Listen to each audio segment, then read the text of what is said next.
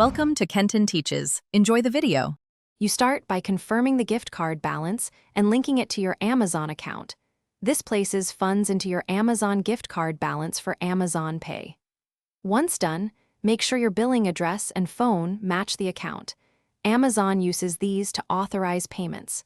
You'll also verify a backup payment method in case the purchase exceeds the gift balance. Now open the Amazon Pay option at checkout or in the Amazon Pay dashboard, so you can apply the balance when selecting a payment method. You proceed by choosing Amazon Pay when you reach payment options on a merchant site or during Amazon checkout.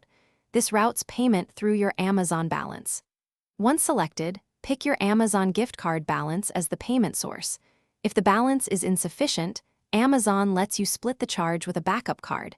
Make sure amounts are correct.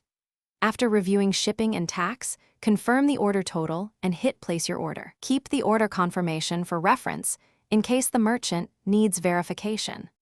You finish by verifying the confirmation email and checking the order status in your Amazon account and the merchant portal. This confirms funds moved via Amazon Pay.